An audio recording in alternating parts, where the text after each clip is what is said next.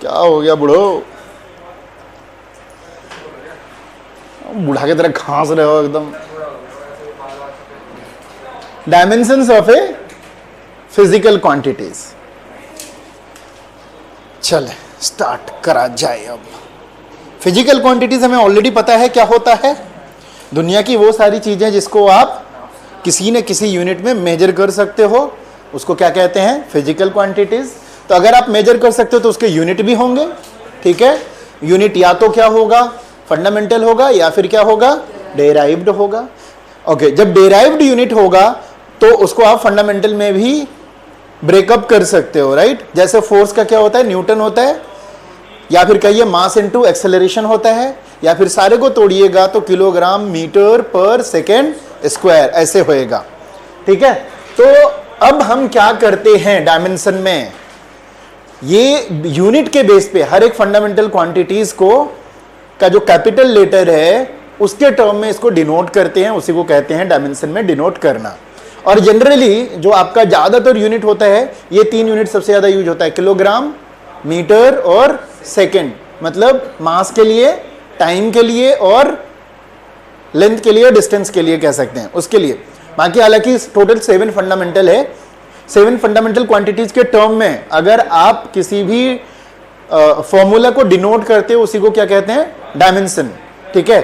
और डिनोशन जब भी करते हैं तो ये जो 7 फंडामेंटल क्वांटिटीज है, जैसे अगर मास की बात करें तो कैपिटल एम लेते हैं, लेंथ की बात करें तो कैपिटल एल लेते हैं, उसी तरह से टाइम की बात से ज्यादा ये 3 यूज होता है, मास, लेंथ और टाइम। डिस्क्राइब करने के लिए हम क्या करते हैं, 7 फंडामेंटल क्वांटिटीज के टर्म में करते हैं। व्हाट आर दो 7 फंडामेंटल क्वांटिटीज, मास है, लेंथ है, टाइम है, इलेक्ट्रिक करंट है, thermodynamic temperature, intensity of light जिसको चमक बोलते हैं, candela, and amount of substance मतलब मोल, इसके टर्म में करते हैं। और अगर वो 2 गुना है, 3 गुना है, 4 गुना है तो उसको हम क्या कर देते हैं, पावर के टर्म में रेज कर देते हैं। जैसे पर सेकेंड स्क्वायर या सेकेंड स्क्वायर है तो सेकेंड के पावर 2 कर देंगे, क्यूब है तो 3 कर देंगे, डिवाइड में है तो डिवाइड में नीचे रहेगा, जब उसको ऊपर करते हैं तो माइनस हो जाता है, राइट। इसी को हम लोग क्या कहते हैं, फंडामेंटल क्वांटिटीज को डायमेंशन में कन्वर्ट करना कहते हैं, ठीक है। क्या क्या है देखते हैं भाई, कुछ कुछ एग्जांपल्स हम लोग ले लेते हैं। तो जब हम जैसे इसको डायमेंशन में डिनोट करते हैं या डिस्क्राइब करते हैं तो हम यूज करते हैं क्या, स्क्वायर ब्रैकेट यूज करते हैं। कैपिटल लेटर को किसके अंदर रखते हैं, स्क्वायर ब्रैकेट के अंदर रखते हैं। तो कुछ एग्जांपल्स हम लोग यहां पर लेंगे। जैसे एक एग्जांपल ले रहे हैं हम लोग, वॉल्यूम। वॉल्यूम का जो यूनिट होता है वो होता है मीटर क्यूब। तो मीटर के लिए जो आएगा आपका आ जाएगा कैपिटल एल, और जो एक्सपोनेंट होगा वो कितनी बार वहां पर रिपीट हो रहा है, मतलब स्क्वायर है तो 2 बार, क्यूब है तो 3 बार, 4 है तो उस तरह से उसके हम क्या कर देंगे, पावर डाल देंगे। और कुछ एग्जांपल्स ले लेते हैं। जैसे फोर्स की बात करें तो फोर्स हमें पता है क्या होता है, kilogram metre per second square. कैसे निकाला, आपको पता है फोर्स क्या होता है, 1 न्यूटन के इसमें होता है, राइट। न्यूटन का क्या होता है, मास इनटू एक्सेलरेशन। मास का क्या हो जाएगा, केजी, और एक्सेलरेशन का होता है मीटर पर सेकेंड स्क्वायर। तो टोटल क्या हो गया, kilogram metre per second square. अब सबको हम डायमेंशन में डिवाइड करेंगे तो केजी के लिए क्या यूज होता है, एम, मीटर के लिए लेंथ, और नीचे क्या है आपका, ये सारे स्क्वायर ब्रैकेट के अंदर हो गया। आप इंडिविजुअल भी करके फिर एक साथ कर सकते हो। और नीचे क्या हो जाएगा, टी का स्क्वायर, ठीक है। तो इस तरह से हम इसको कन्वर्ट कर देते हैं और फर्स्ट कैपिटल लेटर यूज करके पावर में टर्न कर देते हैं। जब इसको ऊपर लेके जाएंगे तो क्या हो जाएगा, MLT इनवर्स 2, ठीक है। इस तरह से यहां पे ये आ गया। सिमिलरली और कुछ एग्जांपल ले लेते हैं। एनर्जी का कितना होता है, ML square T inverse. Energy का कैसे निकालते हैं, किसी का भी डायमेंशन निकालने के लिए अगर उसका फॉर्मूला आपको याद है तो फटाफट निकल जाएगा। एनर्जी किसके बराबर होता है, हाफ mv स्क्वायर, सुना ही होगा। कोई एक भी फॉर्मूला याद है तो आप वहां से निकाल सकते हो। मास है तो क्या हो जाएगा, किलोग्राम, वेलोसिटी है तो कितना होता है, मीटर पर सेकेंड का स्क्वायर, तो ये हो जाएगा किलोग्राम मीटर स्क्वायर पर सेकेंड स्क्वायर। किलोग्राम का क्या हो जाएगा, m हो जाएगा, इसका क्या हो जाएगा, L स्क्वायर डिवाइड बाई क्या हो जाएगा, T स्क्वायर। सो ये फाइनली क्या हो जाएगा, ML स्क्वायर T इनवर्स 2, ये बन गया। और क्या कर देंगे, इसको हम लोग स्क्वायर ब्रैकेट से बंद कर देंगे। तो इस तरह से हम किसी भी फिजिकल क्वांटिटीज को डायमेंशन के टर्म में डिस्क्राइब कर सकते हैं। फॉर्मूला पता है तो आराम से कर सकते हैं। क्लियर है? चलें आगे। Okay, what is dimensional quantity? तो अभी जो हमने देखा किसी भी फिजिकल क्वांटिटी को डायमेंशन के टर्म में टीटी, फॉर एग्जांपल अभी हमने ऑलरेडी देखा है, क्या देखा है? जैसे स्पीड है तो स्पीड का क्या होता है? Metre per second. तो इसको जब कन्वर्ट करेंगे तो कितना हो जाएगा? L T inverse -1। ठीक है, इस तरह से। तो जिसके पास भी डायमेंशन है उसको आप जब डायमेंशन के टर्म में कहते हैं तो उसको हम लोग क्या कहते हैं? Dimensional quantity, right. अब अगला है डायमेंशन लेस क्वांटिटी। तो डायमेंशन लेस क्वांटिटी वो होगा जिसका कोई कब नहीं होता डायमेंशन? जब उसका कोई यूनिट नहीं होता। ठीक है, जिसका यूनिट नहीं होगा तो वो डायमेंशन उसका नहीं मिलेगा। जैसे फॉर एग्जांपल रिलेटिव डेंसिटी, वो क्या कहता है? Density of any object divide by density of water. तो ऊपर भी डेंसिटी नीचे भी डेंसिटी, कट गया, कोई यूनिट बचा? नहीं बचा। उसी तरह से रिफ्रैक्टिव इंडेक्स, नाम सुना है इसका? 10th क्लास में सुना होगा। This is what? Speed of the light in the air divide by speed of the light in any medium. ठीक है, तो दोनों ही स्पीड है, कट गया तो कोई यूनिट नहीं है। स्ट्रेन पढ़ोगे 11th में सेकंड बुक में, ये होता है change in length divide by its original length. एक लेंथ लिया 1 मीटर का, उसको ऐसे खींचा 1.2 मीटर का बना दिया, तो चेंज कितना हो जाएगा? 0.2 metre divide by its original length 1 metre. तो ऊपर भी लेंथ है नीचे भी लेंथ, कट गया तो स्ट्रेन का भी कोई यूनिट नहीं है। तो ये क्या हो जाएगा? जिसका यूनिट नहीं तो उसका डायमेंशन नहीं। तो डायमेंशन नहीं है तो वैसे क्वांटिटीज को हम लोग क्या बोलेंगे? Dimension less quantity. Dimensional constant क्या होता है? वैसे कांस्टेंट जिसके डायमेंशन होते हैं। तो कांस्टेंट तो आपने बहुत सारा सुना है ना, इक्वेशंस में आते हैं ना, प्रोपोर्शनलिटी को हटाते हैं तो एक कांस्टेंट आ जाता है। अब जैसे एक बहुत फेमस है, ग्रेविटेशनल पढ़ा होगा आप लोगों ने, force is directly proportional to product of two masses and inversely proportional to the square of the distance between them. Proportionality खत्म करते हैं और वहां पे आ जाता है capital G. Capital G is a constant, लेकिन कैपिटल जी का अपना एक डायमेंशन होता है। तो एक कांस्टेंट है लेकिन उसका डायमेंशन है, तो उसको क्या बोला जाता है? Dimensional constant. समझ में आया? वैसे कांस्टेंट जिसके डायमेंशन होते हैं। कैसे निकालेंगे हम? रेजिस्टेंस कहां? बिल्कुल, वो तो V equal to I R है ना, R equal to V upon I, तो V पोटेंशियल हो गया और नीचे करंट हो गया। तो जैसे ये है, देखो फोर्स इज इक्वल टू कितना हो जाता है? Capital G M1 M2 by क्या? सबने सुना होगा। So capital G will be equal to कितना? Force into R square divide by M1 M2। अब सबका निकाल सकते हो ना, सबका यूनिट दिया हुआ है, सबका यूनिट पुट करके इसका डायमेंशन निकाल लोगे। तो इसका मतलब ये कांस्टेंट भी है जिसका डायमेंशन भी है। ठीक है, तो उसी को क्या बोला जाता है? Dimensional constant. तो वैसे कांस्टेंट जिसके डायमेंशन होते हैं। अच्छा, पहला एग्जांपल यही है हमारे सामने, यूनिवर्सल ग्रेविटेशनल कांस्टेंट। उसके अलावा है प्लैंक्स कांस्टेंट, 12th क्लास में पढ़ोगे आप। ठीक है, हबल कांस्टेंट सिलेबस से खत्म हो गया। स्टीफन कांस्टेंट सेकंड बुक में पढ़ोगे। विन कांस्टेंट सेकंड बुक में पढ़ोगे। बोल्टजमैन कांस्टेंट सेकंड बुक में पढ़ोगे, ये भी पढ़ लोगे। फैराडे कांस्टेंट 12th में पढ़ोगे। प्लैंक्स कांस्टेंट का स्मॉल एच। हाँ, बिल्कुल बिल्कुल बिल्कुल। कब पढ़ा है? केमिस्ट्री में हो गया है। ओके, हो सकता है केमिस्ट्री में। फिजिक्स में 12th क्लास में पढ़ाएंगे। अगला है डायमेंशन लेस कांस्टेंट। इसका तुम लोग बताओगे कि क्या होता है? ये तुम लोग बताओगे। कांस्टेंट भी है और डायमेंशन नहीं है, तो क्या हो जाएगा? Dimension less constant. तो कांस्टेंट तो है ही, डायमेंशन भी नहीं है।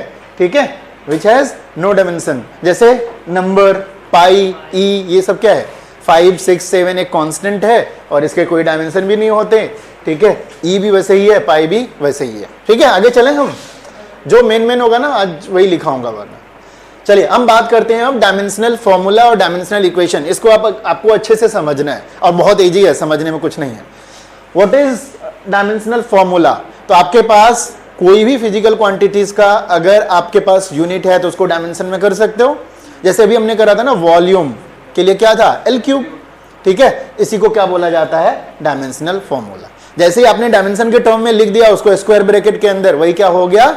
Dimensional formula. And now what is dimensional equations? किसका लिखा आपने? वॉल्यूम का लिखा। तो अगर आपने लेफ्ट साइड ये भी कर दिया कि volume is equal to l cube, तो ये क्या हो गया? Dimensional equation. सिंपली डायमेंशन को क्या बोलेंगे? Dimensional formula. और जब पूरे नाम लिख देंगे, किस चीज का डायमेंशन लिख रहे हो, तो उसको क्या बोलेंगे? Dimensional equations. हमने कुछ एग्जांपल्स भी ऑलरेडी लिए थे, तो हम यहाँ पे दिखा देते हैं आपको। जैसे एग्जांपल हमने लिया वॉल्यूम का, हाँ ये हो गया ना एल क्यूब। बाकी हमने बोला था कि कम से कम ये 3 में जरूर डिनोट करते हैं, तो 2 अगर नहीं है तो उसको 0 कर देंगे। इसमें सिर्फ एल क्यूब है ना, तो मास को 0 कर दिया, टी को 0 कर दिया, राइट। तो ये स्क्वायर ब्रैकेट के टर्म में कर दिया, इसी को क्या बोला जाता है? Dimensional formula. और भी 1-2 करा था, जैसे हमने स्पीड का मीटर पर सेकंड LT इनवर्स 1 होता है, तो m क्या हो जाएगा? 0। तो ये जो सिंपली स्क्वायर ब्रैकेट में करा उसी को क्या कहते हैं? Dimensional formula. डायमेंशनल इक्वेशन कब हो जाएगा? जब इसको लिखेंगे v इज इक्वल टू इतना, स्पीड वो ये कैपिटल V और ये स्मॉल v। स्पीड के लिए, वेलोसिटी के लिए स्मॉल v यूज कर लेते हैं और वॉल्यूम के लिए कैपिटल V यूज कर लेते हैं, ठीक है। तो कब होता है इक्वेशन? कब बन जाता है? जब हम क्या करते हैं? नाम के साथ लिख देते हैं। बात आ गई समझ में? अब तो एक ही चीज को हम कान इधर से पकड़ रहे हैं, उधर से पकड़ रहे हैं, नाम बदल दिया कि ये वाला लेफ्ट है और ये वाला राइट है, बस और कुछ नहीं। अकेला ये रहता है तो डायमेंशनल फॉर्मूला, और किसका इक्वेशन है अगर उसको पूरा लिख दिया तो क्या हो गया? ये डायमेंशनल इक्वेशन हो गया। तो is the thing that you need to know, बस जानकारी होना चाहिए, अदरवाइज कुछ तो है नहीं। एक्सेलेरेशन का, वॉल्यूम का, स्पीड का ऐसे कर सकते हैं, ठीक है। तो ये समझ जाएगा, कोई दिक्कत नहीं है इसमें, ठीक है। क्वेश्चन जब करवाऊंगा तो फिर समझ जाना उसको। अच्छा, अब हमें देखना है वैसे क्वांटिटी जिसका सेम डायमेंशनल फॉर्मूला होता है। ओके, क्या क्या है? इंपल्स और मोमेंटम दोनों का ही सेम होता है। इंपल्स क्या होता है याद है किसी को? पढ़ाया था हमने, हैं? हाँ तो क्या थप्पड़ तो लगा था, होता क्या है? Force into time. When a large force acts for a very small time, force into time, या this is also equal to change in momentum.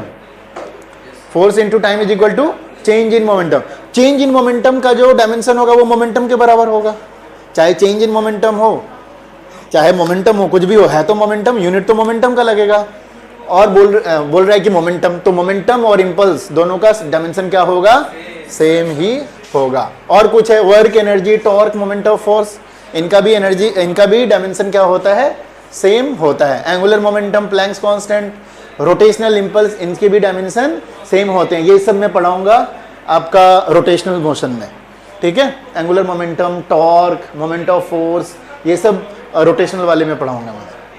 Stress, pressure, modulus elasticity, energy density, ये सब सेकेंड बुक में पढ़ोगे, ठीक है। और इनकी भी डायमेंशन क्या होता है? सेम होता है, क्योंकि फॉर्मूला का जब फाइनल बनेगा तो सेम होगा। फोर्स कांस्टेंट, सरफेस टेंशन वो भी एक तरह का फोर्स है, सरफेस एनर्जी ये भी एक तरह का फोर्स है, इनके भी यूनिट क्या होते हैं? सेम होते हैं। तो एनीवे ये तो आप धीरे धीरे करते करते सीख जाओगे, ये एक पूरा लिस्ट है, I will share with you. चलिए अगला चलते हैं हम लोग। Now let's discuss about dimensional analysis and its application. Analysis करना है हमें, डायमेंशनल एनालिसिस। तो डायमेंशनल के हेल्प से हम क्या क्या कर सकते हैं, इसके एनालिसिस से हम क्या क्या कर सकते हैं और इसके एप्लीकेशंस क्या क्या होंगे वो देखते हैं। तो एनालिसिस के अकॉर्डिंग सबसे पहला हम लोग देखते हैं किस किस चीज़ के लिए यूज किया जा सकता है। सबसे पहला हम इसके हेल्प से ये चूज मतलब पता कर सकते हैं, चेक कर सकते हैं कि कोई भी इक्वेशन कंसिस्टेंट है कि नहीं है, मतलब सही है कि नहीं है। अच्छा, बिल्कुल करेक्ट नहीं कर सकते, अभी देखते हैं हम लोग स्टेप बाय स्टेप। लेकिन पहला है कि इसके हेल्प से हम ये देख सकते हैं कि कोई भी इक्वेशन सही है कि नहीं। कैसे? तो हम जानते हैं, मैथ से ही जानते हैं, जब भी कभी किसी दो चीज को ऐड करेंगे वो दोनों सेम क्वांटिटी होना चाहिए, ठीक है। जब भी आप ऐड करोगे या सब्ट्रैक्ट करोगे तो वो दोनों क्वांटिटीज क्या होना चाहिए? सेम होना चाहिए। वेलोसिटी को आप सिर्फ और सिर्फ वेलोसिटी के साथ ही ऐड या सब्ट्रैक्ट कर सकते हो, एक्सेलरेशन को एक्सेलरेशन के साथ कर सकते हो, डिस्प्लेसमेंट को डिस्प्लेसमेंट के साथ कर सकते हो, किसी और के साथ नहीं कर सकते। उसी को बोला जाता है होमोजेनिटी। अब तुम लोग कहोगे कि भाई ऐसा तो नहीं है सर, वेलोसिटी को u और at के साथ ऐड कर रहे हैं, तो u एक क्या है आपका वेलोसिटी है, तो at के साथ हम शेयर ऐड कर रहे हैं, स्पीड के साथ नहीं कर रहे हैं। तो आप जब इसका यूनिट निकालोगे तो इसकी भी यूनिट क्या निकलेगा, स्पीड का ही निकलेगा। एक्सेलरेशन कितना होता है, मीटर पर सेकंड स्क्वायर। टाइम कितना हो गया, सेकंड, सेकंड कट गया, क्या बचा आपके पास, मीटर पर सेकंड। अब एक और फॉर्मूला पढ़ा था, s is equal to u t plus half a t square. तो कह रहे कि ये दोनों को ऐड करेंगे तो ये आएगा, लेकिन होमोजेनिटी ये कहता है कि जब भी दो चीज को ऐड कीजिएगा तो दोनों सेम क्वांटिटीज होंगे, और ऐड करने के बाद जो रिजल्ट मिलेगा वो भी क्या होगा, सेम। मतलब दो तरह के चावल को मिलाओगे तो चावल ही मिलेगा आपको, राइट, यही चीज है। लेकिन दिख तो रहा है हमें अलग अलग, ये यूटी है, ये हाफ एटी स्क्वायर है। तो जब इसको यूनिट में कन्वर्ट करोगे, यू क्या होता है, मीटर पर सेकेंड, ये टाइम सेकेंड कट गया, क्या बचा, मीटर बचा। इसको भी काटोगे तो क्या आएगा, मीटर आएगा। ये भी खत्म हो जाएगा तो इसका तो कुछ नहीं है, ये मीटर पर सेकेंड स्क्वायर, ये सेकेंड स्क्वायर कट गया, मीटर हो गया। सारे के सारे क्या होंगे, मीटर ही होंगे। तो मतलब सेम डायमेंशन वाले को ही आप ऐड या फिर सब्ट्रैक्ट कर सकते हो और उसका जो रिजल्टेंट आएगा वो सेम ही होगा। लेकिन एक चीज ये है, अगर इसमें एक का डायमेंशन अलग हो गया तो क्या वो सही करेक्ट रहेगा, नहीं होगा करेक्ट, ठीक है। सो किसी भी इक्वेशन को सही होने के लिए इसको डायमेंशनली क्या होना होगा, करेक्ट होना होगा। लेकिन अब उल्टा चलते हैं, अगर हम यहां से हाफ खत्म कर दें, फिर सिर्फ लिखें क्या, you t plus A t square, क्या डायमेंशनली करेक्ट है, ये करेक्ट है ना, क्योंकि अभी भी ए और टी स्क्वायर का काट करके निकालोगे तो सेम यूनिट आएगा। लेकिन क्या फॉर्मूला सही है, तो इसका मतलब उल्टा सही नहीं है। डायमेंशनली करेक्ट होना जरूरी है, लेकिन अगर डायमेंशनली करेक्ट है तो इसका मतलब ये नहीं कि इक्वेशन सही होगा। लेकिन इक्वेशन सही होने के लिए डायमेंशनली करेक्ट होना जरूरी है, ठीक है। क्योंकि अगर आप वेलोसिटी को किसी और टर्म से ऐड करेंगे तो कर ही नहीं सकते आप। तो ऐड करने के लिए आपको क्या जरूरी है, डायमेंशनली करेक्ट होना जरूरी है। लेकिन अगर डायमेंशनली करेक्ट है बट जरूरी नहीं कि वो सही भी होगा, क्योंकि ये हाफ, 1, 2 टाइम्स, 3 टाइम्स तो कुछ भी हो सकता है ना, वो तो एक कांस्टेंट टर्म आके ऐड होता है, उससे तो कोई फर्क नहीं पड़ता इक्वेशंस को, सिर्फ गलत और सही हो सकता है, डायमेंशन को कोई फर्क नहीं पड़ता उससे। तो पहला ये है, क्या हम चेक करते हैं, कंसिस्टेंसी चेक करते हैं, ठीक है। दूसरा, एक यूनिट से दूसरे यूनिट सिस्टम में हम इसके हेल्प से कन्वर्ट कर सकते हैं। तीसरा, किसी भी फिजिकल क्वांटिटीज के बीच में एक रिलेशन निकाल सकते हैं। जब भी कोई एक्शन परफॉर्म हो रहा है और वहां पे 3-4 फिजिकल क्वांटिटीज आ गए तो उनको मिला करके एक रिलेशन तैयार कर सकता है। ये कैसे करेगा हम देखेंगे। सबसे ज़्यादा इंपॉर्टेंट ये है, उसके बाद ये है, उसके बाद ये है, सबसे आसान पहला वाला है, ठीक है। तो ये चाहता हूं कि मैं आप नोट करो, सिंपली लिखो। कुछ चीज़ें लिखने इसलिए कि तुम आपके ध्यान में आएगा, रफ में लिखो अगर आप लिख चुके हो तो। बाकी मैं नोट्स अलग से दूंगा, नोट्स अच्छे से बनाना। अभी आप चाहो रफ में सिर्फ प्रैक्टिस के लिए लिखो। अब तो मैन मेड तो सिस्टम ही खत्म हो गया। अब तो उसको बोलते हैं ये आर्टिफिशियल या फिर लाइक क्या मशीन मेड ऐसे करके बोलते हैं। मैन मेड सब तो खत्म ही हो गया, बट डिबेटेबल वर्ड है। तो डिबेटेबल कुछ नहीं होता है, कहने को होता है कि ये जो वर्ड्स होते हैं कब और किस सिचुएशन में एक बार आ गया पब्लिक के बीच में, तो वो रिपीटेडली यूज होता है। जैसे हीरोज, और आजकल उल्टा हो रहा है। पहले हॉलीवुड या बॉलीवुड में हीरो और हीरोइन हुआ करती थी, लेकिन पता है अब आजकल सबको हीरोज बुलाया जाता है। हीरोइन का मतलब you are doing partiality with male female ऐसे करके, सब हीरो है, चाहे वो लड़की है चाहे वो लड़का है। तो बहुत सारी चीजें, ये डिबेटेबल वर्ड होता है। ओके, तो यहां जो हम लोग बात हो रही है ये डायमेंशनल कंसिस्टेंसी का, क्या कह रहे हैं हमने जो एक एग्जाम्पल लिया इंसान और आदमी का। कोई भी इंसान होने के लिए आदमी होना जरूरी है, लेकिन सारा आदमी इंसान नहीं होता। इंसान का मतलब एक आइडियल बंदा, एक अच्छा बंदा जो है, ठीक है, वो सारी चीजें वैसे ही है ये भी। ओके, अब हम देखते हैं भाई आगे भी। तो इसके बारे में अभी हमने डिस्कस करा, प्रिंसिपल ऑफ होमोजेनिटी के बारे में। क्या कहता है ये कि जब भी आप दो फिजिकल क्वांटिटीज को ऐड करोगे या सब्ट्रैक्ट करोगे, दोनों का डायमेंशन क्या होना चाहिए, सेम होना चाहिए। ठीक है, जैसे v square is equal to u square plus 2s, इसका भी डायमेंशन पूरा निकालोगे तो क्या होगा, सही होगा। अगर आप v square is equal to u square plus as करेंगे तब भी डायमेंशनली क्या होगा, ये करेक्ट होगा। लेकिन डायमेंशनली करेक्ट होना, फॉर्मूला सही होना जरूरी नहीं है, लेकिन फॉर्मूला सही होने के लिए डायमेंशनली करेक्ट होना जरूरी है, क्योंकि अगर s को हटा के यहाँ पे t कर देंगे तो ये गलत हो जाएगा, डायमेंशनली इनकरेक्ट हो जाएगा ना फिर तो। और वैसे भी सही नहीं है, 280 तो उतना नहीं है, ये चीज है। लेकिन 2 हटा देने से डायमेंशन में कोई फर्क नहीं पड़ता, लेकिन इक्वेशन सही नहीं है। सो डायमेंशनली करेक्ट होना सही होने के लिए जरूरी है, लेकिन अगर डायमेंशनली करेक्ट है तो हम ये नहीं कह सकते वो सही होगा ही होगा। ओके, ये सारी चीजें हम लोगों ने डिस्कस कर लिया, सबका डायमेंशन निकाला, जैसे u का, v का, a का, s का, है ना, और सबको अलग अलग करेंगे तो सारे का डायमेंशन क्या आ जाएगा, सेम आ जाएगा ना, पता ही आपको। u स्क्वायर करेंगे फिर 2as का भी निकालेंगे तो क्या आ जाएगा, सेम आ जाएगा। हर एक टर्म का डायमेंशन क्या आएगा, सेम है। ये टर्म का डायमेंशन सेम, जब दोनों को ऐड करेंगे जो रिजल्टेंट आएगा उसका भी डायमेंशन सेम। मतलब चावल को चावल के साथ ऐड किया तो जो मिला आपको क्या मिला, चावल ही मिला। ओके, ये सारी चीजें अभी हम लोगों ने बात करा।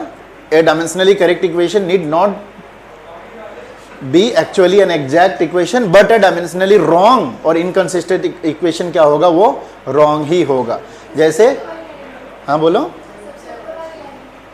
हाँ, if an equation fails the consistency test it is prove wrong, but if it passes it is not proved right. मतलब ये भी डायमेंशनली करेक्ट रहेगा लेकिन ये सही नहीं है, कि है नहीं है, और ये भी डायमेंशनली करेक्ट है, ये भी सही नहीं है।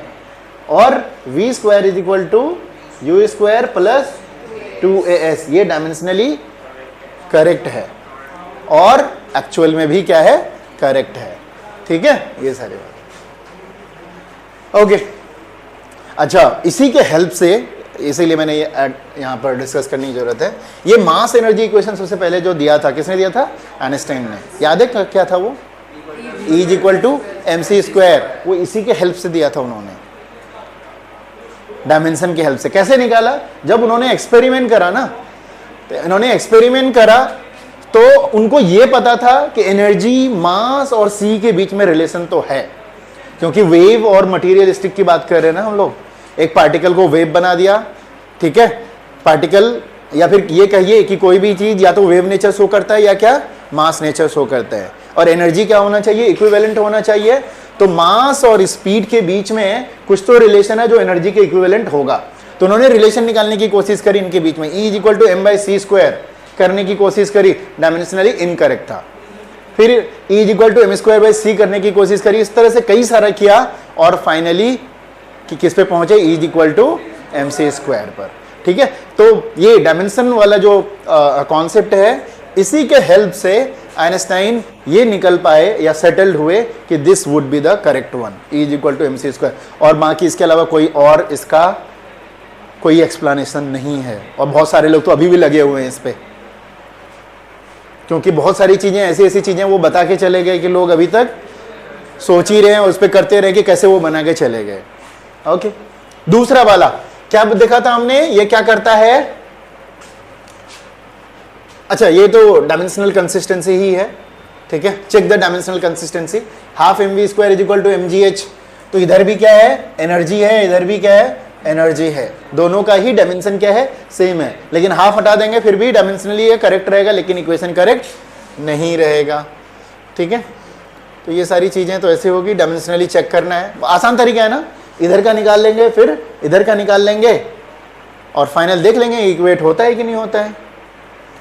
तो ये हाफ हटा देंगे तब भी क्या रहेगा, ये सही रहेगा। कोई दिक्कत है यहाँ पे, आराम से निकाल सकते हो ना उसमें। तो मैं एक क्वेश्चन दे देता हूं इस पे आप लोग को, एक कन्वर्जन तो बाद में देखेंगे। एक चेक करो तुम लोग, कौन सा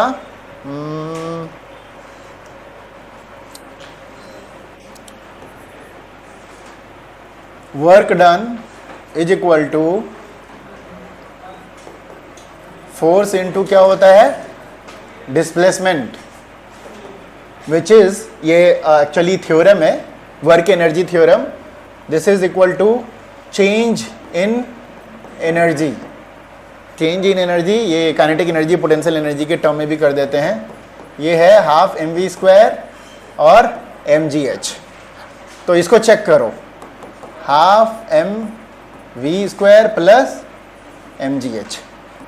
जो भी वर्क डन देंगे हम वो काइनेटिक एनर्जी में जाएगा और साथ में कहाँ जाएगा, उसके पोटेंशियल एनर्जी में जाएगा. 9th क्लास में करा होगा कुछ इस तरह के क्वेश्चंस, बट उसका मेन जो हम लोग यहाँ पे अच्छे से पढ़ेंगे अगले चैप्टर में. इसका डायमेंशन ठीक है. हुआ, कैसे करा, सही तो है, दिखाना है. LHS का निकालना है, RHS का निकालना है. सर ये वो H है, H का L क्या हाइट है ना, L. तुम ये क्या लिखो, m इंटू एम का स्क्वायर. मास का क्या होता है, मास का M, और वेलोसिटी के लिए क्या लिखे हो, L होगा ना L². हाँ, फिर एक्स सर का था G का क्या G? G एक्सीलरेशन है सर. हाँ, मीटर पर सेकंड स्क्वायर. तो फिर वेलोसिटी सर मीटर पर सेकंड. मीटर पर सेकंड. चलो ठीक तो लिखा था सर. नहीं पता चला क्या गड़बड़ किया तुमने. मीटर पर सेकंड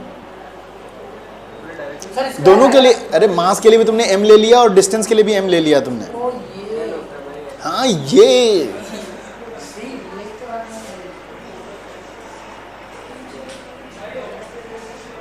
पहले किसका निकालना है आपको, LHS का निकालो. जो तरीका है वो फॉलो करना है. फोर्स इनटू क्या है, इनटू डिस्प्लेसमेंट. पहले इसको क्या करो, किसके टर्म में लिखना है, यूनिट किलोग्राम मीटर पर सेकंड स्क्वायर. और डिस्प्लेसमेंट का मतलब क्या, डिस्प्लेसमेंट ही रहेंगे. अब इसको यूनिट के टर्म में करो. kg का कितना हो जाएगा m, मीटर का कितना हो जाएगा l, t नीचे स्क्वायर है तो ऊपर जाके कितना हो जाएगा -2. नीचे डिस्प्लेसमेंट क्या हो जाएगा l, तो ये कितना हो जाएगा m into L² into t inverse 2. अब RHS का देखेंगे.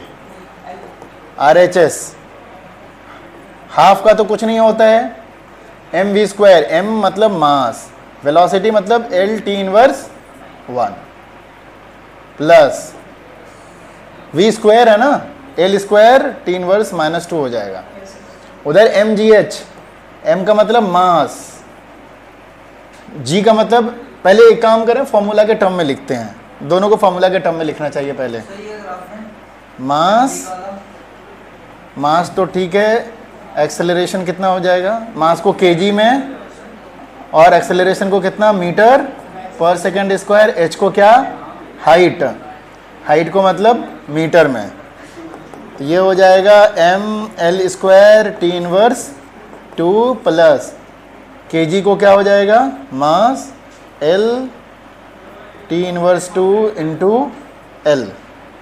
हो गया. mL² t इनवर्स 2 और दूसरा वाला भी कितना हो जाएगा, mL² t इनवर्स 2. तो पहले एक काम करो, पहले यूनिट लिख लो, उसके बाद फिर उसको डायमेंशन में कन्वर्ट करो.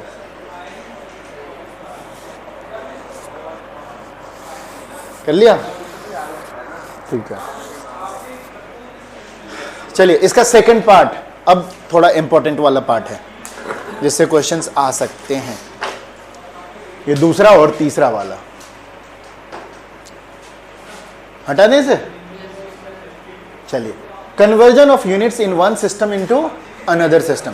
आपके पास यूनिट 3 ऑप्शंस है ना, FPS, MKS और CGS. FPS का जनरली नहीं आता, CGS MKS के बीच में कन्वर्जन आता है. आपको CGS में दिया हो सकता है MKS में निकालना है, या MKS में दिया हुआ है CGS. MKS मत बोलिएगा, ऐसा यूनिट ही है आपका, ठीक है. तो इससे भी हम, अरे ये तो पहले ही हिल रहा है.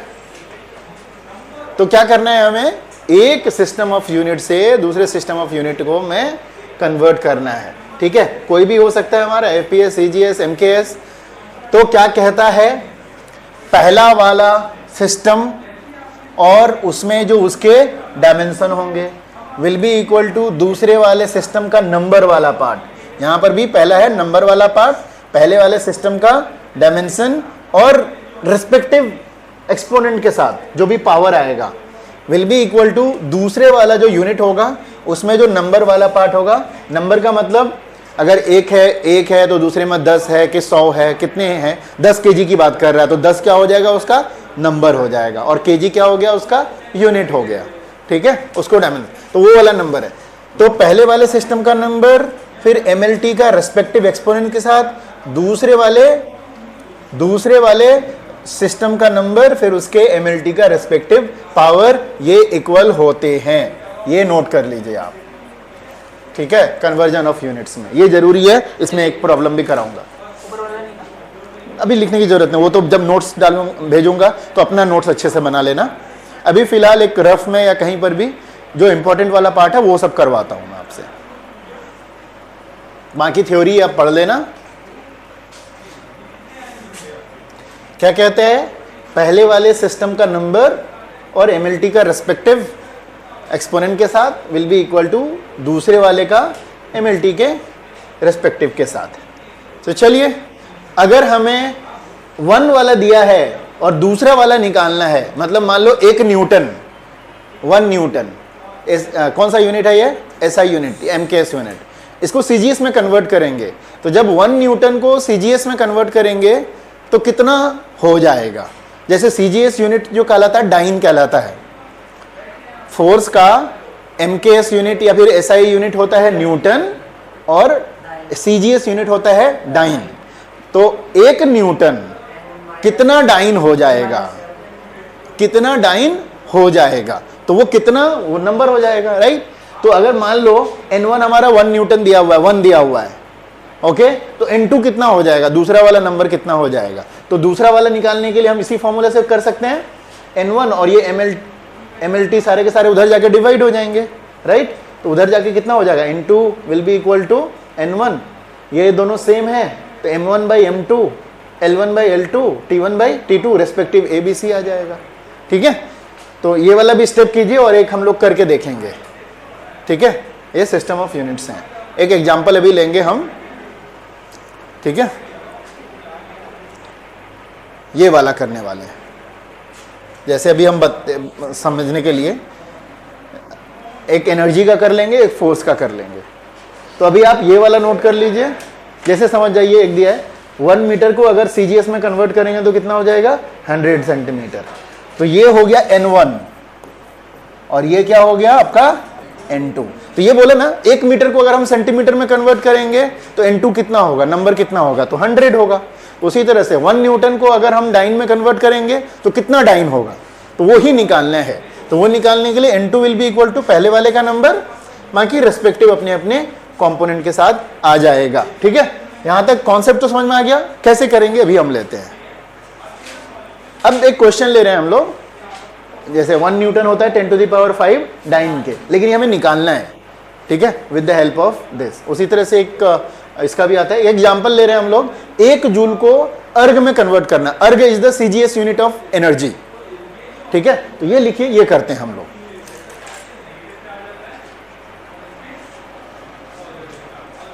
वन जूल एनर्जी का दोनों यूनिट है, ये है SI यूनिट और ये है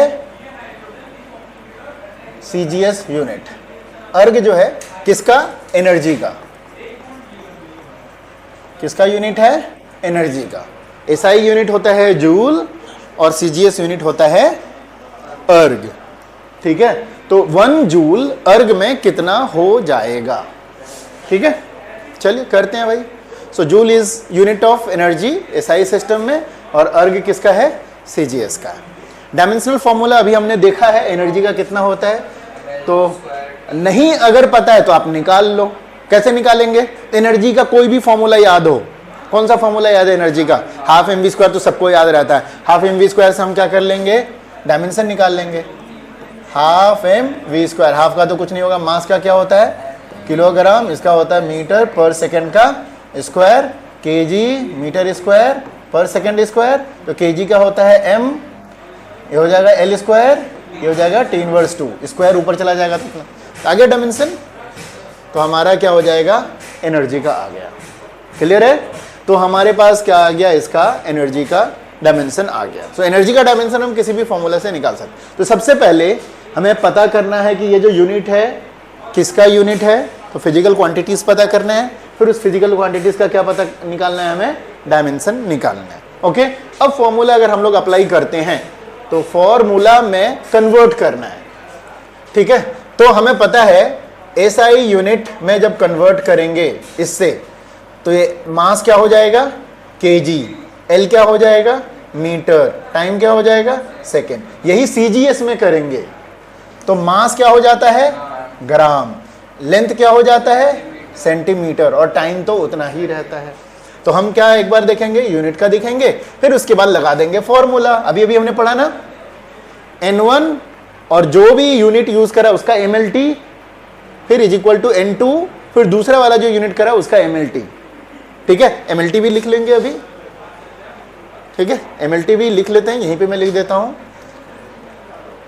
N1, फिर इसका क्या हो जाएगा, M1 L1 T1, सबका पावर A B और C is equal to N2 M2 L2 T2, सबका पावर क्या है, A B C, है ना।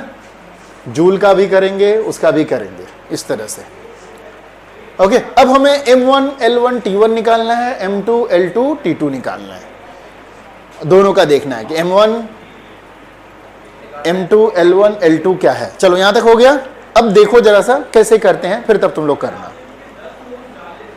चलो इनका टेबल बना लेते हैं जरा सा, M1 L1 और इसके लिए। तो पहले नंबर 1 के लिए करते हैं। तो 1 के लिए आपका 1 kg है, M 1 kg, L 1 मीटर और टाइम क्या, 1 सेकेंड। अब N2 में जाएं, ठीक है, तो ये ग्राम है और ये 1 सेंटीमीटर है और ये 1 सेकेंड है। क्लियर है, ठीक है, क्योंकि ये CGS सिस्टम है और ये क्या है आपका SI सिस्टम है। अच्छा, इन दोनों को अगर आपको चेंज करना है तो कैसे करना पड़ेगा, और हमें पता है 1 kg कितने के बराबर होता है, 1000 ग्राम के बराबर, 1 मीटर कितने के बराबर होता है, 100 सेंटीमीटर। जब यहाँ पे पुट करना होगा तो हम उसको चेंज कर लेंगे। अच्छा, दूसरा ABC कितना है हमारा, ML square T inverse 2, M का पावर A कितना है 1, B कितना है 2 और C कितना है -2। उतना क्लियर है हमें। तो जब भी हम ये पुट करेंगे उसके हिसाब से पुट करेंगे। तो चलिए अब आते हैं N2 is equal to N1। ये तो फॉर्मूला ऑलरेडी आपने लिख रखा है। दूसरी साइड जाएगा तो जब N2 निकालेंगे तो ये दूसरी साइड जाएगा, M1 by M2, L1 by L2 और T1 बाई T2। चलिए यहाँ तक नोट कीजिए, ये करना है आपको, अच्छे से कीजिए जरा सा। अब हो गया, यहाँ तक आ गया। अब लगाते हैं हम फार्मूला लगाएं जरा सा। ABC तो हमें पता है, निकाल लिया हमने ना, 1 2 और -2। अब हमें M2 L2 और T2 के हिसाब से कन्वर्जन करना है। यहाँ है तो वहीं कर लेते हैं। M1 1 kg था ना हमारे पास, M1 1 kg था, तो आप एक स्टेप में यहाँ पे ऐसे लिखा करो, N1, यहाँ पे ऊपर क्या लिखेंगे 1 kg और क्या है आपका 1 ग्राम का पावर A का वैल्यू लिख दें हम, क्या ऊपर से 1 लिख देते हैं ना।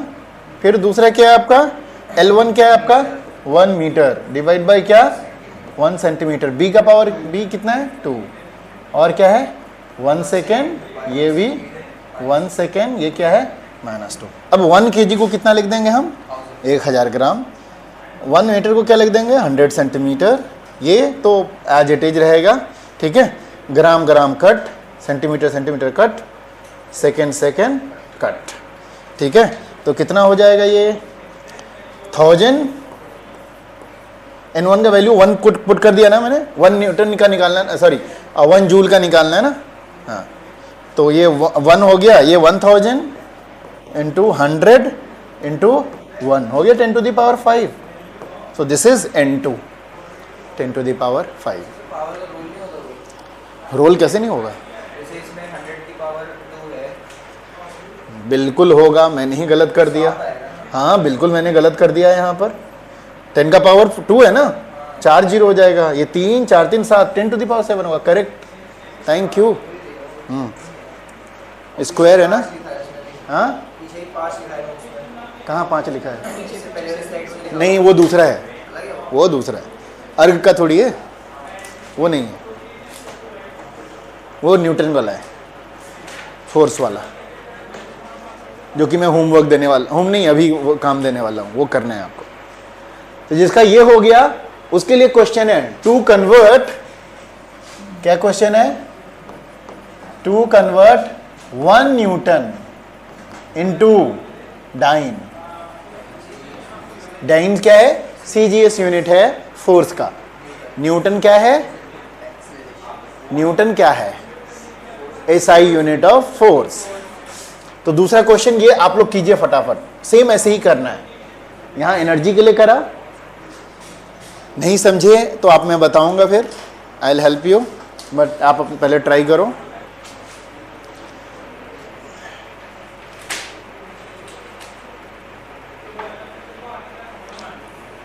ये कर लिया अभी हम लोगों ने।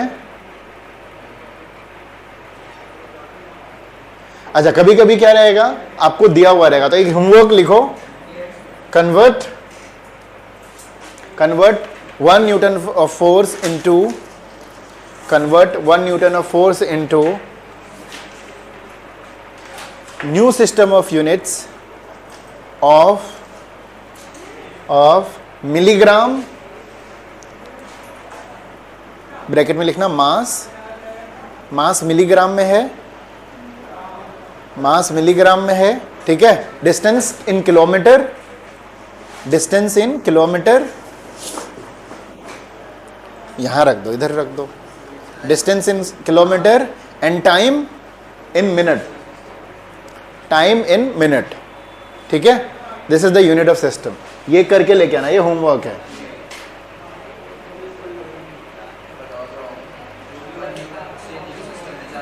ठीक है। अब जो MLT रहेगा वो पता समझ में आ गया। मास को किस में रखना है? ग्राम में, मिलीग्राम में, अच्छा हाँ मिलीग्राम, और डिस्टेंस को किस में रखना है? किलोमीटर में, और टाइम को मिनट में। तो वैसे ही कन्वर्ट करना है। तो जैसे भी कन्वर्ट करना सीखा वैसे ही कन्वर्ट करना है। तो इस तरह के अलग अलग फॉर्म ऑफ सिस्टम आपको बना करके देंगे, ठीक है। तो कन्वर्जन आप अपने हिसाब से कर लीजिए। चलिए तीसरा, deducing the relation among the physical quantities, ठीक है। This is very very important, जो लास्ट वाला है ये, ठीक है। क्या कहता है? With the help of the dimensions you will be able to know the relations among the physical quantities based on given conditions। अगर 2 3 4 given conditions दिए रहेंगे तो उनके आपस में रिलेशंस निकालना है बेस्ड ऑन गिवन कंडीशन, ठीक है। एक एग्जांपल इसमें लेंगे, और जो ऑलरेडी आपके बुक में भी लिया जाता है। समझ में आ गया क्या कहानी है इसका? कहानी ये है कि based on given condition, physical quantities के बीच में कंडीशंस गिवन रहेंगे, आपको फाइनल इक्वेशंस निकालना है। तो क्वेश्चन है जो हर बुक में हर जगह सब कुछ यही है, तो हमें करना पहले यही है। क्या कहता है? एक सिंपल पेंडुलम है, बॉब है, मास जो होता है नीचे लटका हुआ रस्सी से, उसको क्या बोलते हैं? बॉब कहते हैं। और स्ट्रिंग से उसको क्या कर दिया? लटका दिया, एंड देन फिर वो क्या कर रहा है? ऑसिलेट कर रहा है। किसके हिसाब से, किसके वजह से ऑसिलेट कर रहा है? ग्रेविटी से। ऐसे हम लोग बांध के लटका देते हैं तो वो ऐसे ऐसे लटकता रहता है। ओके, तो क्या क्या हमारे पास है? मास ऑफ द बॉब होगा, लेंथ ऑफ द स्ट्रिंग होगा, ठीक है, और भी कुछ है। मास है, लेंथ ऑफ द स्ट्रिंग है, और एक्सेलरेशन ड्यू टू ग्रेविटी है। तो ये 3 फिजिकल क्वांटिटीज यहाँ पे आ रहे हैं, आपके नजर के सामने दिख रहा है। Mass of the bob, length of the string and acceleration due to gravity. ये 3 चीज दिए हुए हैं। आपको एक्सप्रेशन निकालना है इसका क्या? टाइम पीरियड का, in terms of mass, length और स्मॉल जी। क्या निकालना है आपको? किसका रिलेशन निकालना है? टाइम पीरियड का, ठीक है। मतलब टाइम पीरियड का, टाइम का निकालना है रिलेशन। किसके किसके बीच में? किस पर डिपेंड करता है वो? मास पर डिपेंड करेगा, लेंथ पर डिपेंड करेगा, और स्मॉल जी पर डिपेंड करेगा। तो टाइम का आपको इक्वेशंस निकालना है, टाइम का, टाइम पीरियड का, किसके किसके टर्म में? मास के टर्म में, एल के टर्म में, और जी के टर्म में। वो मैथ्स में नहीं पढ़ते हो, फंक्शन ऑफ। तो इस तरह से कि time is in a function of mass, length और G, but what will be the exact equation, वो कितना बनेगा वो आपको निकालना है। So you write this the whole thing.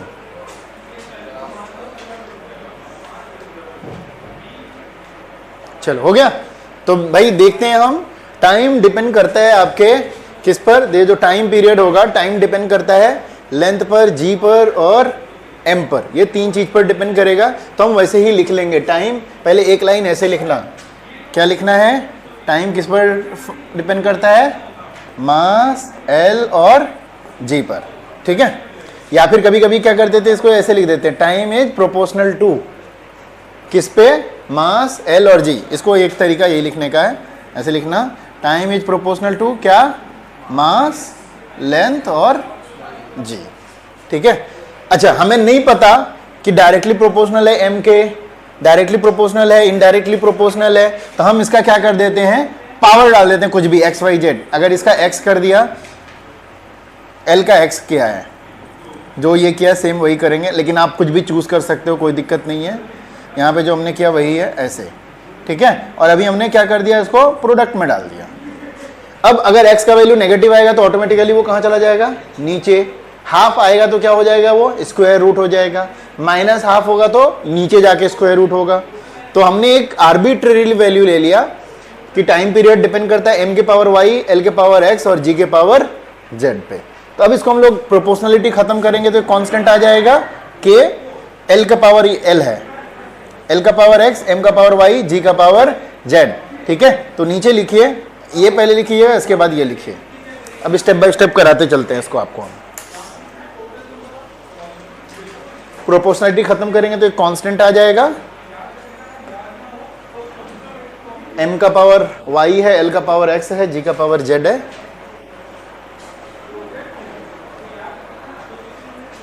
Proportionality खत्म कर देंगे हम तो k इंटू एल का पावर x, m का पावर y, g का पावर z. अब हम क्या करते हैं, सबको डायमेंशन के फॉर्म में रखेंगे. k तो डायमेंशनलेस है, बाकी को अपने अपने डायमेंशन के टर्म में रखेंगे हम. तो रखते हैं जरा सा भाई. तो सबसे पहले ये तो पता ही है हमें किसका कितना है, ये इतना लिखने की जरूरत नहीं है, छोड़ो, डायरेक्ट हम सब्सटीट्यूट करेंगे. हम थोड़ा एडवांस हैं. RHS, LHS, LHS क्या है आपका, टाइम है, और ये क्या है, RHS.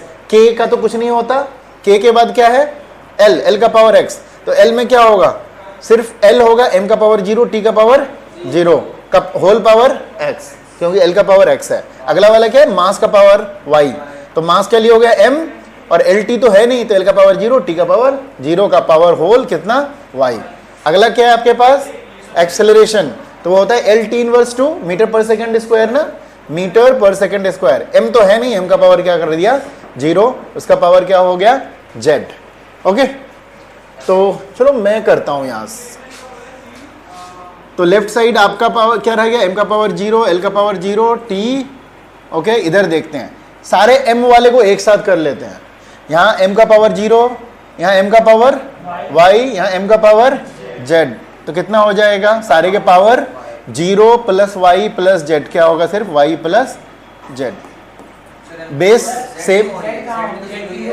अच्छा, z भी नहीं है, सिर्फ y है.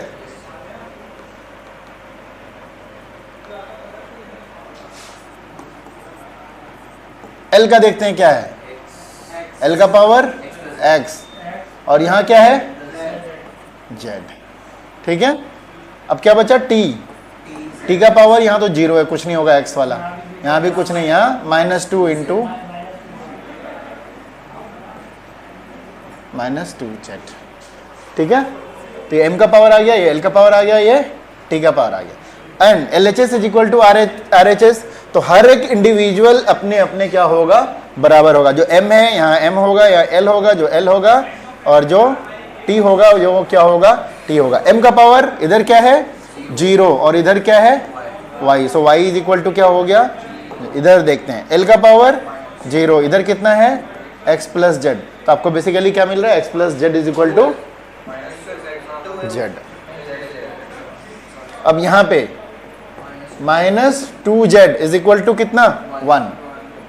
यहाँ पर t का वैल्यू 1 है, यहाँ t का value -2z. So z is equal to -1/2. ये z यहाँ पे पुट करेंगे तो x इज इक्वल टू कितना होता है, -z. तो ये कितना हो जाएगा, हाफ. और y इज इक्वल टू क्या हो गया 0। तो अब आप देखिए फ्रॉम ओरिजिनल उसको इक्वेशन नंबर 1 कर देना। From equation 1 time is equal to k क्या क्या था, किसका पावर x, एल का पावर है l का पावर x, x का मतलब कितना 1/2, पावर वाई m का पावर वाई y, y का मतलब 0। जी का पावर जेड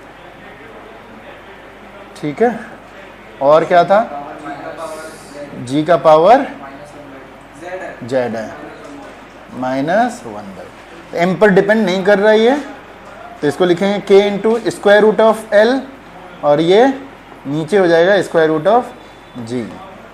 तो ये t is equal to k square root of l upon g, ये आ गया रिलेशन। मतलब m पर डिपेंड नहीं करता है ये। देखिए कहीं कोई दिक्कत? इसके अलावा मैं एक क्वेश्चन दूंगा इसमें।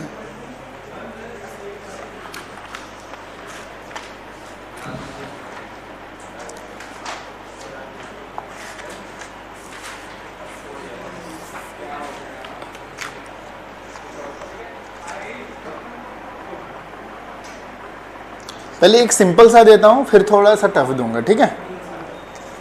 पहले सिंपल सा देता हूं, जो तुम लोग जानते हो पहले उस पर कर देता हूं। लिखो क्वेश्चन, लिखो पहला एक सिंपल वाला, फिर करते हैं। Energy of an object, energy of an object depends on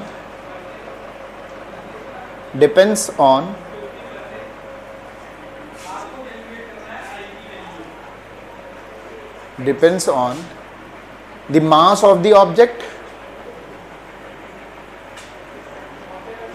velocity, mass of the object, velocity of the object, थोड़ा लंबा हो जाएगा, अब कोई बात नहीं, लिख लो, comma, length of the object,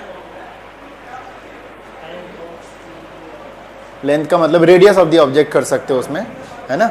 radius of the object भी ले सकते हो सर, वॉल्यूम, ठीक है? Find the relation between energy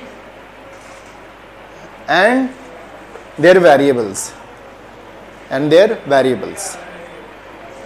निकालो क्या रिलेशन आएगा।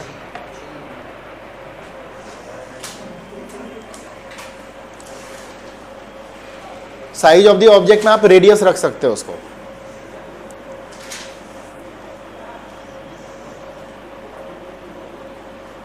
वही तो बताना है ना फाइनली।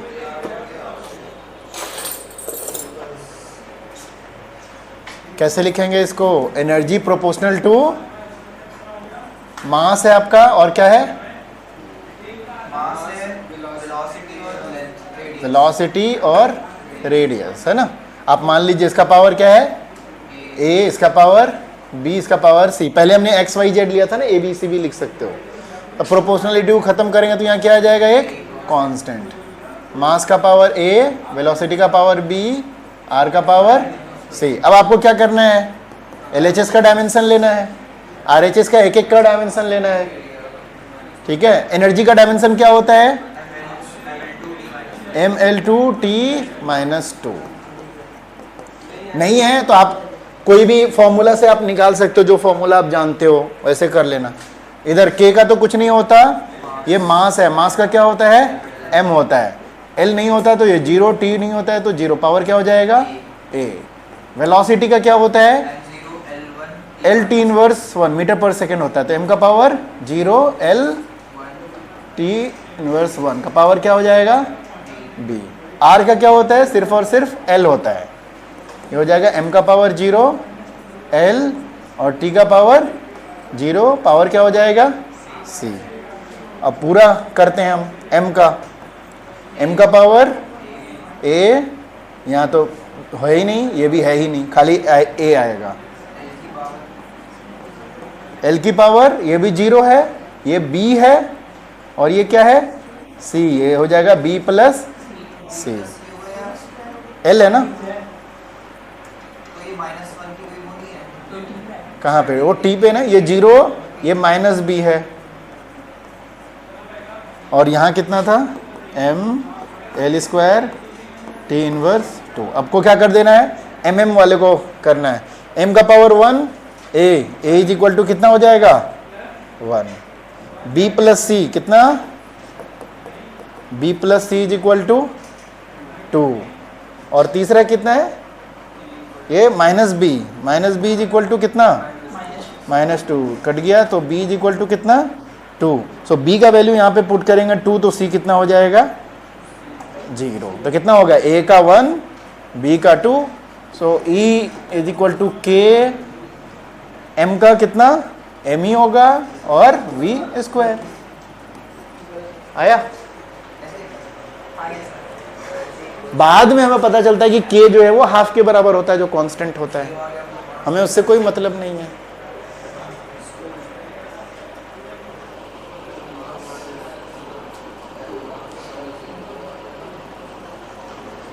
समझ आया कैसे करना है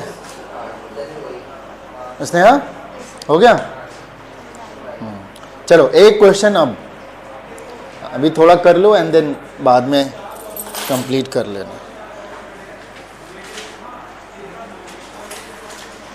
एक gas bubble oscillate with A time period t, a gas bubble not bubbles oscillates with a time period capital T due to an explosion inside it,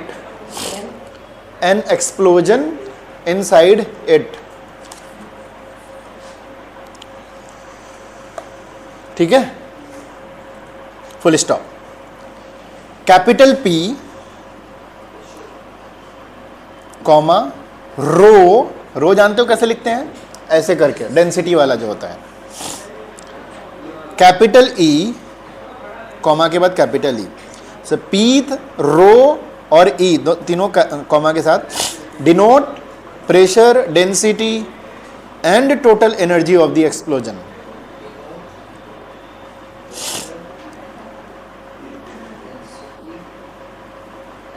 total energy of the explosion respectively.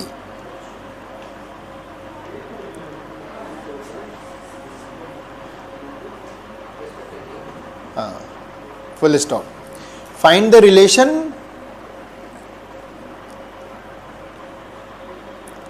For E with capital T, capital T क्या है, time period, rho and P मतलब pressure.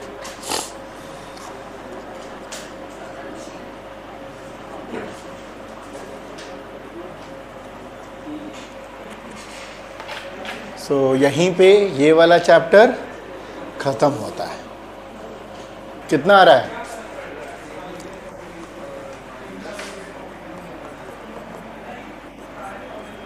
क्या था, temperature, pressure और density.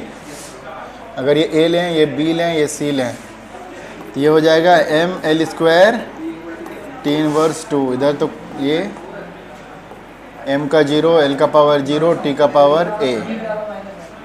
Pressure का क्या होता है, force per unit area, kilogram metre per second square, फिर मीटर स्क्वायर, mm कट जाएगा, तो ये हो जाएगा m l inverse t inverse 2 का पावर b, m का power 0, l t inverse power 3 हो जाएगा c। सो m का पावर, सॉरी ये तो पूरा बाहर है ना, पावर हो जाएगा b, m का पावर खाली b है -3c, और t का पावर a -2b बस है ना, तो ऐसे ही है। तो b plus c is equal to 1 minus b minus 3c is equal to 2a minus 2b is equal to -2। तो ये दोनों से सॉल्व हो जाएगा। अच्छा, ये स्नेहा तो कर रही थी ऐसे, ये दोनों को ऐड करेंगे हम तो b कट जाता है, -3c प्लस तो -2c is equal to 3, so c is equal to -3/2।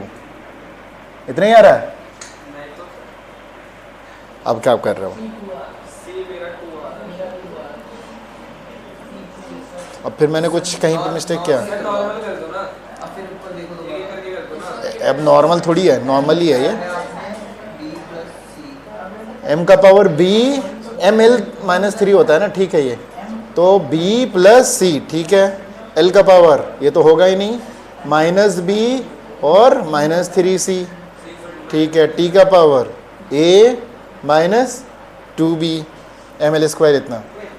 तो b plus c is equal to 1, l का power -b -3c is equal to 2। ये दोनों को हम ऐड करेंगे, ये खत्म हो जाएगा, -3c plus -2c is equal to 3, c is equal to, मेरा तो इतना आ रहा है -3/2। हाँ, वो तुम्हारे आगे पीछे हो सकता है, तुमने क्या लिया है इसमें। c इतना आ गया तो अब b निकल जाएगा, so b will be equal to 1 minus c, 1 minus minus plus 3/2, 5/2। अब a is equal to -2 plus 2b, -2 plus 2i of 5/2, 2 कट जाएगा, 5 में से 2 गया 3। ये आ गया भाई।